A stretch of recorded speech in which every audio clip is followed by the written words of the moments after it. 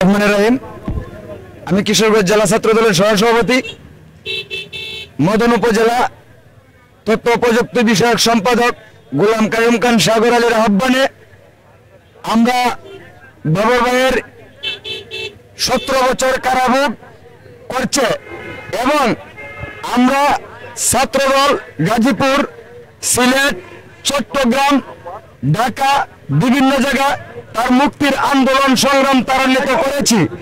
কিন্তু আজকে আমাদের এই সময়ের অপেক্ষা সব পরিশ্রম করে আমরা যখন আজকে প্রিয় নেতার মুক্তি হবে সেই আনন্দ ভোগ করার জন্য, নেতাকে এক নজর দেখার জন্য বাটি বাংলার সিংহপুরুষ সফল স্বরাষ্ট্র প্রতিমন্ত্রী লুৎফুজ্জামান বাবর সাহেবের অপেক্ষায় আজকে তার একটু শুধু খালি তার মুখ দেখার জন্য লক্ষ লক্ষ মানুষ এখানে উচ্ছ্বাস ভিড় জমাচ্ছে। বন্ধুরা, আমি আশা করব এই সরকারের প্রতি দ্রুত যেন একটা সুন্দর একটা সুষ্ঠু নির্বাচন দিয়ে উনি যত তাড়াতাড়ি এই দেশকে একটি নির্বাচিত সরকার প্রতিষ্ঠিত করে এই উদাত্ত আহ্বান রেখে আমি আমার সংক্ষিপ্ত বক্তব্য শেষ করলাম।